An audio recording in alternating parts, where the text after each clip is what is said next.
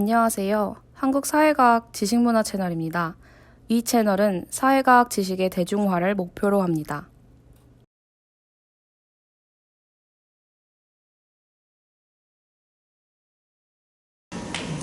제가 무슨 일 하는 사람입니까? 우리나라 사람들은 이거 굉장히 많이 물어보잖아요. 그래서 국회에 다니냐? 라고 물어보면 좀 약간 저 스스로는 당황스러울 정도로 거긴 뭐 하는 데냐? 그러니까 약간 시대초이기도 하고 뭔가 약간 풍자적인 거죠. 서케스틱하게 거기 국회 뭐 하는 데냐? 이런 질문을 많이 받습니다. 근데 처음에 제가 국회에 들어갔을 때 이런 질문을 받았을 때 사실 이유를 잘 모르겠는 거예요. 왜냐하면 저는 저 나름대로 엄청 바빴거든요. 야근도 굉장히 많이 하고 굉장히 많이 바빴습니다. 그런데 사람들은 항상 뭐 하는 데냐? 근데 이런 질문이 나오는데 근본적인 원인은 국회 운영 방식의 문제하고 연결이 되는 것 같습니다. 크게 국회 운영 유형을 두 개로 나눌 수가 있다고 합니다. 본회의 중심주의냐, 상임위 중심주의냐. 이제 본회의 중심주의는 영국은 내각제 국가죠. 내각제 국가에서는 주로 채택을 하고 있습니다. 그 어떤 의원이 그 내각의 장이기도 한 경우가 그렇게 굉장히 자유롭게 왔다 갔다 할 수 있는 그런 구조로 입법부와 행정부가 구성이 되고 있기 때문에 거기서는 특정 법안이 들어오게 되면 본회의에서 결정을 합니다. 이것을 앞으로 논의를 할 것인지 말 것인지를 본회의에서 논의를 합니다. 독회를 거쳐서 논의를 하고 그래 그럼 우리 이것에 대해서 논의를 하자라고 결정이 되면 그때 상임위로 내려가서 상임위 단계에서 정리가 되어서 다시 본회의에 올라와서 통과가 돼서 법률로서 효력을 갖게 됩니다. 즉 가부 여부를 먼저 여러 이해관계를 가진 의원들이 결정을 하고 그 다음에 상임위 단계에서의 검토가 벌어지게 되는 겁니다. 근데 우리나라 같은 경우는 상임위 중심주의를 채택을 하고 있습니다. 물론 이 법안이 들어오면 국회의장의 권한으로 그 어떤 인정 분야나 이런 거를 고려해서 각각 상임위원회에 배정을 해요. 그런데 상임위원회가 가부를 결정을 하는 겁니다. 상임위 단계에서 이 법을 올리지 않기로 해버리면 그 법률은 영원히 묻히는 거예요. 그러니까 이 말은 우리가 보여지는 본회의장 모습이 주로 보여지죠. 언론에서 무슨 법률이 어떤 위원회에 계류 중이다 이런 말을 하고 있지 않습니다. 그 위원회에서 어떤 진행이 되고 있는지를 상세하게 설명은 하지 않아요. 그 말은 저희가 보여지는 것보다 훨씬 더 많은 일들이 국회 상임위원회 단계에서 일어나고 있고 그 국회 상임위원회를 지원하는 입법 관련들 또 그 상임위원회에 있는 의원들을 지원하기 위한 입법 지원 구조들 안에서는 굉장히 많은 일들이 벌어지고 있는데 그것이 수면 위로 드러나고 있지 않습니다. 그래서 대부분 뉴스에 보도되는 것들은 의원들끼리 싸우고 있거나 혹은 굉장히 많은 법률을 한꺼번에 본회의장에서 의장을 통과시키는 모습들을 볼 수 있는데 사실 그게 다가 아니라는 점. 그렇다면 그 이면에 굉장히 그 사회과학자로서 끼어들 수 있는 여지들이 굉장히 많다는 점을 좀 주시할 필요가 있다고 생각을 합니다. 그래서 이제 국회 기능과 업무 개괄 이렇게 정리를 해놨는데 보여지는 것보다 훨씬 더 하는 일이 꽤 있고요. 국회법에 따라서 9월에 정기 집회를 하고 그 다음에 2월, 4월, 6월 1일과 8월 16일에 임시회가 열립니다. 따라서 1년 내내 일하는 국회, 나름대로 국회 직원들 사이에서는 1년 내내 일하는 국회를 표방한다 이렇게 이야기를 하고 가장 중요한 일들은 9월 정기회에서 만들어집니다. 9월에 이제 예산안이 제출이 되고 그리고 10월에 상임위 단위로 국정감사 그다음에 대정부질문을 하게 되고요. 그 다음에 예산안이 통과되는 이 정기회가 가장 국회에서 중요한 일이라고 보시면 되겠고 이 4개월이 굉장히 국회의 업무량이 많은 때입니다. 그렇다면 정기회 중에서도 업무가 좀 적거나 아니면 임시회 때 어떤 일들이 벌어지냐 법안하고 의안이 처리가 됩니다. 그래서 소관 상임위에서 검토를 아까 말씀드렸던 것처럼 하고 이걸 본회의에 의결하자라고 소관 상임위에서 결정을 하게 되면 법제사법위원회에서 자구 체계 검토를 거쳐서 본회의에서 통과하는 이런 방식으로 운영이 되고요. 그렇다면 이거를 거기에 있는 의원들이나 입법 공무원들이 척척박사가 아니잖아요. 그럼 어떻게 처리를 하느냐? 공청회를 계속 열고 그리고 상임위 단위로 연구 요령을 발주할 수가 있습니다. 예를 들어 예를 들어 무슨 이게 코로나 요새 유행하고 있으니까 공중보건 관련해서 보건법을 개정하고자 하는 법안이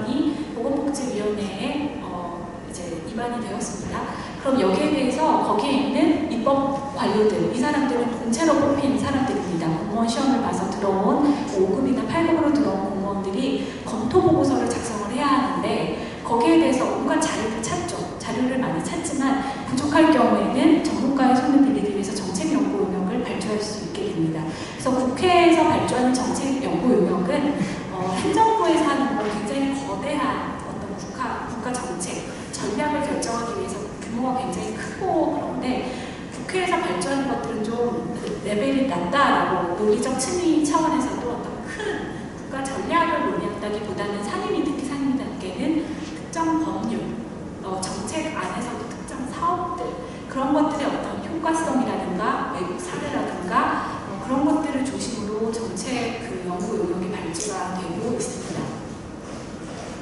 그래서 제가 국회 조직도를 그려봤는데요. 좀 간단히 그렸습니다. 지금 그 특별위원회가 빠져있어서 조금 그림이 좀 미비한데 보시면은 국회의장, 국회 부의장이 양당에서 아까 여야에서 한 명씩 나오고요. 그 다음에 그 국회의원들이 참여하는 조직으로서 상임위원회와 특별위원회가 있습니다. 상임위원회는 정부 조직과 매칭이 되게 배정이 되어 있고요. 특별위원회는 상임위원회는 아니지만 사실상 상임위원회보다 좀 더 강력한 역할을 수행하고 있습니다. 그 법제사법위원회는 법사위는 상임위에 들어가지만 예산결산 특별위원회는 특별위원회입니다. 1년 단위로 운영이 되고 있어요. 하지만 예결위가 그 9월부터 12월만 돌아가는 게 아니라 1년 내내 굉장히 바쁘고 예산은 예결위, 최종적인 결정권을 예결위를 통과해야만 본회의에 갈 수 있기 때문에 예결위가 굉장히 강력하고요.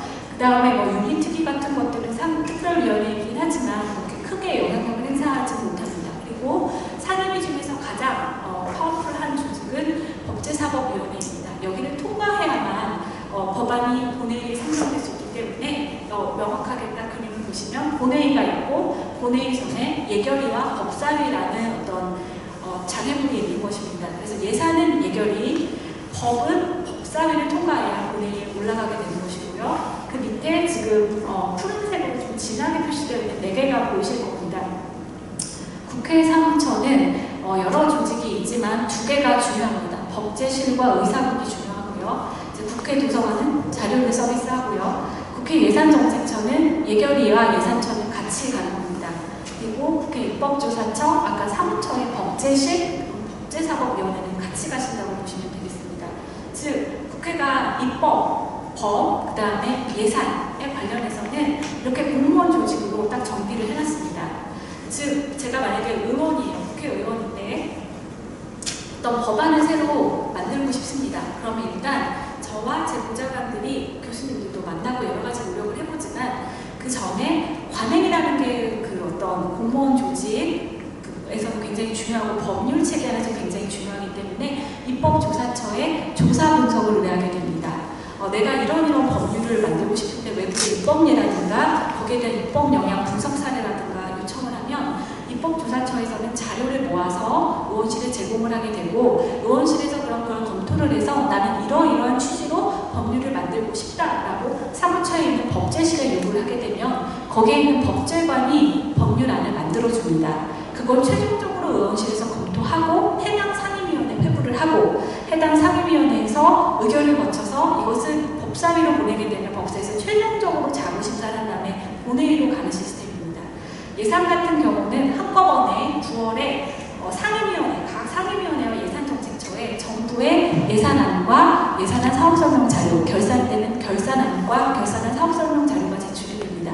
그럼 가장 먼저 예산처에서 사업 단위로, 프로그램 단위로 굉장히 약간 좀 개별 사업보다는 약간 윗단에서 예산안과 결산안을 검토합니다. 저희 프로그램이라고 하는데요. 프로그램, 정책이 있으면 프로그램, 단위 사업, 세부 사업 이렇게 내려가는데 이제 프로그램 단위에서 예산정책처가 예결사안을 검토합니다. 그럼 그걸 받아서 개별 상임위원회에서는 단위 사업과 세부 사업 사이에서 내려서 조정을 합니다. 그 다음에 예결을 위해서는 거기서 논의됐던 문제 사업들을 세부 사업 단위에서 개수 조정까지 하는 겁니다. 그래서 나름 입법부가 이런 체계를 갖추고 있습니다. 그리고 여기서 굉장히 좀 나름 특이한 점은 입법 공무원들이 공채 출신들만으로 구성이 되는 게 아닙니다. 상임위원회나 법사위 이런 데 근무하고 있는 사람들은 공무원 시험을 봐서 들어온 제너럴리스트들이지만 국회 조직 중에 예산정책처와 입법조사처는 반은 공채공무원, 반은 그 박사학위 소지자나 석사학위 소지자, 그 분야 특수성을 가진 사람들을 기간을 정하여서 채용을 하게 됩니다. 그래서 그 어떤 전문 지식이 필요할 때는 거기서 바로바로 간단한 것들을 소화할 수 있도록 나름 전문가들을 배치를 해주고 있고요. 그리고 국회 예산정책처와 국회 입법조사처도 마찬가지로 정책 연구 용역을 발주할 수 있습니다. 아까 말씀드렸던 것처럼 정부는 내가 만약에 건강보험 제도를 개편하고 싶다. 그러면 건보공단에 바로 자료를 요청을 해서 그 자료를 사연에 있는 박사님께 분석을 해달라고 해서 정책 자료로 활용을 할 수 있습니다. 그런데 그 받아온 자료가 맞는지 아닌지 이것을 이대로 정부 주장대로 진행을 해도 좋을지 아닐지를 판단을 할 때 예산처나 입주처에 박사급 전문 인력들이 배치가 되어 있지만 어떤 그 자료의 측면이라든가 분석 방법의 측면 이런 것들에 대해서 검토를 할 만한 여력이 되지 않습니다. 전문가가 배치가 되어 있긴 하지만 그래서 그런 때에는 외부에 계신 교수님이나 아니면 이 교수님 팀의 이런 국책연에 계시는 박사님들을 포함을 해서 나름의 자문회의를 하고 정책 연구 용역을 발주를 해서 정부 쪽 것의 어떤 가부 여부를 판단할 수 있는 좀 더 전문적인 자료를 생산해낼 수 있는 그런 권한도 저쪽에 부여되어 있습니다. 그래서 푸른색으로 표시된 것들은 다 공무원 조직이라고 보시면 되고 일부 예산정책처와 입법조사처에는 그 학위 소지자들이 들어가서 전문성을 보완을 해주고 있습니다. 그러다가 이제 2018년 5월 28일에 국회 미래연구원이 사무처의 어떤 출연 연구기관으로 출범을 했습니다. 국회 조직 중에 유일하게 공무원 조직이 아닙니다. 사무처가 추경금으로 만든 민법에 적용을 받는 법인이고요. 지금은 재단입니다. 재단 지위입니다. 아직 소규모고 현재 17명의 박사님들이 근무를 하고 계십니다. 이 국회 미래연구원을 만든 이유는 지금 예산은 예산정책처 예결위, 법은 입법조사처, 법제실, 법사위 이렇게 체계가 갖추어져 있는데 국회가 정책에 대해서는 정부의 통제권을 갖기가 굉장히 어렵습니다. 사실 정책을 국회에서 아주 세부 사업 단위로까지는 논의할 필요는 없지만 정책 방향에 대해서 국회가 뭔가 이니셔티브를 가지고 주고 가기에 굉장히 힘든 구조인 상황인 거죠. 조직적으로도 그렇고 제출되는 자료의 수준도 그렇고 그리고 무엇보다도 인력적인 측면에서도 전문 인력을 보완은 한다고는 하지만 굉장히 많은 법안들과 엄청난 규모의 예산안들이 왔다 갔다 하기 때문에 전문가들이 뭔가 이제 큰 국가 정책의 방향성이라든가 국가 전략의 타당성 여부를 논의하는 데는 한계가 있습니다. 그래서 출범한 조직이 국회 미래연구원이 되겠습니다. 그래서 제가 여기에 이제 사무처에 이제 상임위 특별히 이런 것들을 좀 정리를 했는데요. 보시면은 앞에서 설명드린 내용이 대부분이고 한 가지 좀 특이한 점은 그 국회 예산정책처에서는 그 정부의 예결산에 관해서 보고서를 쓰기도 하지만 정책 평가도 수행을 하게 됩니다. 왜냐하면 결산을 할 때 굉장히 중요한 정보가 그 정책의 효과성입니다.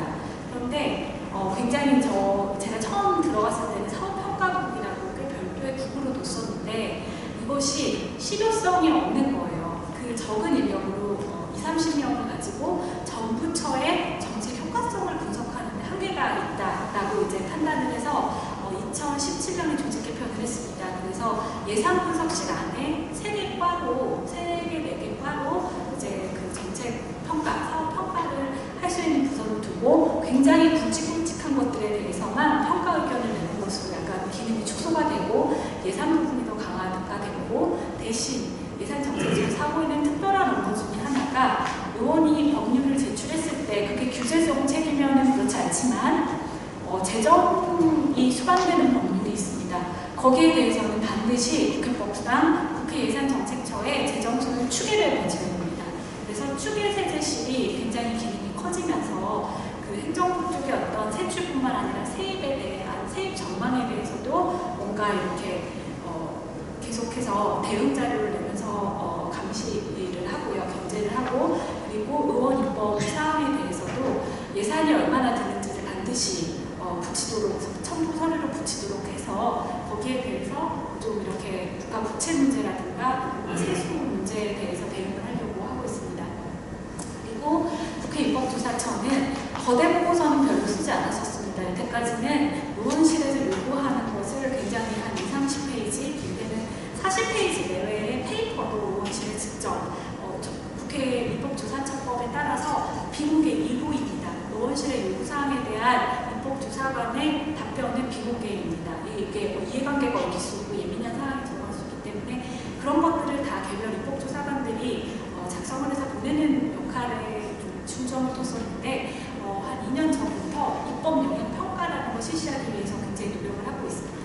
사실 단편적으로는 이게 법안이고 의원 입장에서는 내가 법률을 몇 개 통과시켰느냐가 굉장히 이슈가 되지만 이것이 궁극적으로는 정책을 규율하게 되는 겁니다. 정책이 운영될 수 있는 큰 틀을 규율하는 것이기 때문에 국회 입법조사처에서 그렇다면 입법 영향 분석을 해서 그것이 앞으로 어떤 영향을 미치는지 살펴보자라는 취지에서 그런 보고서가 기획이 되고 있습니다. 그리고 국회 미래연구원은 이제 미래환경 변화를 예측 분석하고 국가 중장기 발전 전략을 도출해서 국회 정책 역량을 강화한다. 이게 미래연구원법 제1조의 목적으로 들어가 있는 내용인데 전략연구기관입니다. 전략연구기관이고요. 아까 말씀드렸던 것처럼 민간 조직이지만 국회 출연금으로 운영되기 때문에 연구의 계획, 결과 이런 것들은 국회의장과 국회를 소관하는 상임위원회, 운영위원회에 보고하도록 규율을 하고 있습니다. 이제 국회는 이렇게 구성이 되어 있고 하는 일들이 대략 이렇습니다. 그렇다면은 이제 정책 과정에서 국회의 역할이 어떤지 조금 더 이론적으로 살짝만 정리를 해봤습니다. 유익하게 보셨으면 좋아요와 구독을 눌러주세요. 이 채널은 교육부와 한국연구재단의 후원하에 덕성여자대학교 지식문화연구소 SSK 네트워킹 지원사업단이 제작하고 관리합니다. 고맙습니다.